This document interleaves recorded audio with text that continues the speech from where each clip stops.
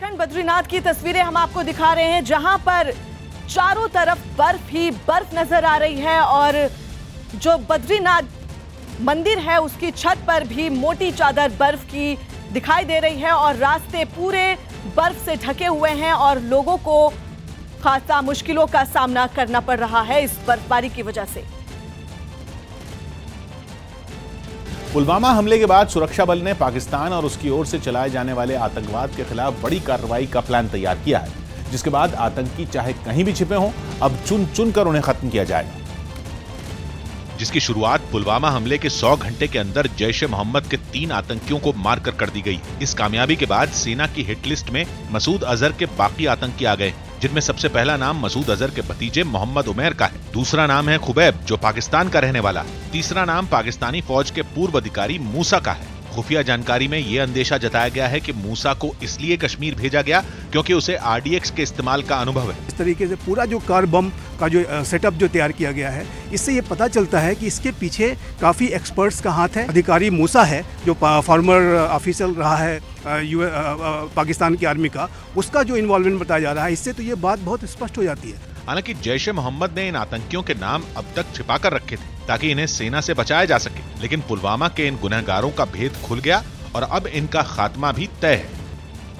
नोएडा में बेखौफ बदमाशों ने कैश वैन से 40 लाख रुपए लूट लिए।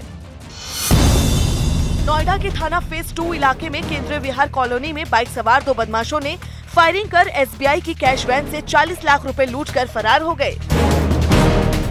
तमिलनाडु के प्रभारी और केंद्रीय मंत्री पीयूष गोयल ने चेन्नई में डीएमडीके के मुखिया कैप्टन विजयकांत से मुलाकात की, लेकिन गठबंधन की खबरों को खारिज कर दिया।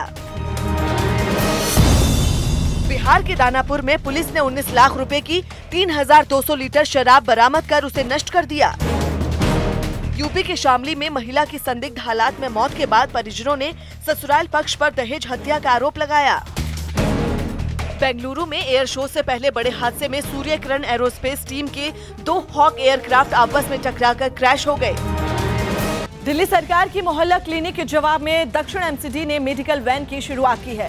पश्चिमी दिल्ली के स्कूलों और झुग्गी बस्तियों के लिए की गई अत्याधुनिक सुविधाओं से लैस इस मेडिकल वैन की शुरुआत लोकसभा सांसद प्रवेश वर्मा ने की, जिसमें कई अत्याधुनिक मशीनें उपलब्ध हैं, जिसमें 18 तरीके के टेस्ट भी हो सकते हैं।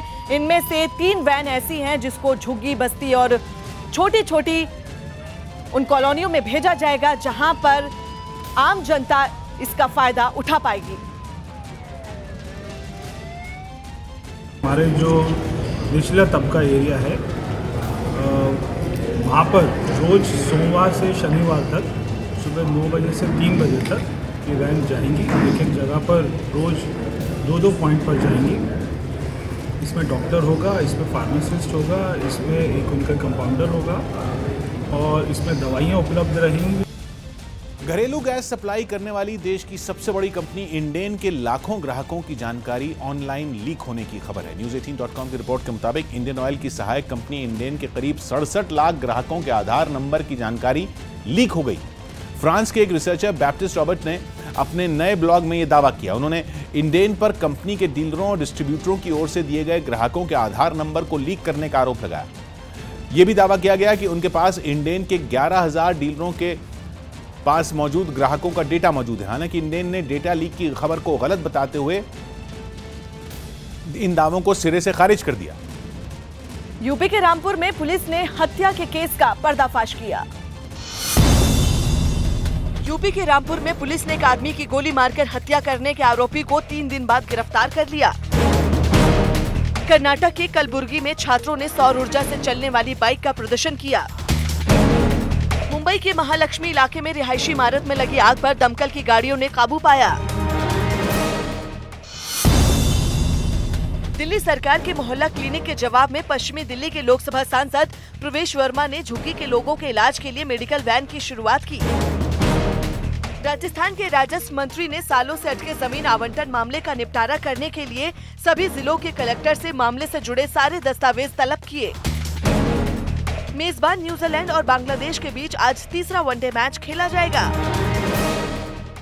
लोकसभा चुनाव से पहले बीजेपी और शिवसेना के बीच हुआ गठबंधन विरोधी पार्टियों के गले नहीं उतर रहा। यही वजह रही कि एनसीपी और दूसरी पार्टियों ने बीते दिनों बीजेपी शिवसेना के बीच चली जबानी जंग पर चुटकी ली और मुंबई में शिवसेना मुख्यालय के सामने पोस्टर लगा दिए, जिनमें एनसीपी ने उद्धव ठाकरे के पुराने बयान का जिक्र करते हुए तंज कसा कि राष्ट्रवादी युवक कांग्रेस की तरफ से इस प्रकार के बैनर लगाए गए हैं, हम सत्ता को लात मारते हैं। ये जो उद्धव ठाकरे का वाक्य था, इसे भावपूर्ण श्रद्धांजलि दी गई है। इतना ही नहीं, एनसीपी ने पुरानी बातें याद दिलाते हुए बीजेपी शिवसेना के साथ आने पर हैरानी भी जताई। इतने कपड़े छीने एक दूसरे के इन लोगों ने कि पूरे नंगे महाराष्ट्र में दिखाई दे। आज तक के भारत के राजनीति के इतिहास में इतना झगड़ा करके कोई नजदीक आए, ऐसा इतिहास में अगर लिखा जाएगा तो सिर्फ इन दोनों का नाम लिखा जाएगा। बीजेपी शिवसेना ने आपसी मनमुटाव भुलाकर सीट बंटवारे का फॉर्मूला तय कर लिया है, जिसकी वजह से केवल एनसीपी ही नहीं, एमएनएस के खेमे में भी बेचैनी दिखी। लोकसभा चुनाव में से होने वाले नुकसान को भांपते ही एमएनएस ने शिवसेना के खिलाफ मोर्चा खोल दिया और इस गठबंधन को महाराष्ट्र की जनता और शिवसेना के कार्यकर्ताओं के साथ धोखा करार दिया। 5 वर्ष में जनता को उल्लू बनाया गया है, शिव सैनिकों को उल्लू बनाया गया है। हमको चाहिए कि हम 420 का गुना दाखिल करें उद्धव साहब के ऊपर, क्योंकि उन्होंने पिछले 5 साल से शिव सैनिकों को उल्लू बनाया है। वहीं आरजेडी ने तो इस गठबंधन को बीजेपी की चुनावी मजबूरी बता दिया। जो व्यक्ति इतनी तल्ख टिप्पणियां करता रहे, अगर उसके सामने आपको झुकना पड़ रहा है तो अमित शाह जी, ये भाजपा का सबसे कमजोर दौर है। हालांकि बीजेपी ने गठबंधन पर सवाल उठाने वालों को अपने गिरबान में झांकने की सलाह दी। अभी जो लोग इस पर सवाल खड़ा कर रहे हैं, अभी गठबंधन की बड़ी बड़ी बातें करने वाले लोगों का कुछ पता नहीं, न कहीं का ये ईंट है और न कहीं का रोड़ा है।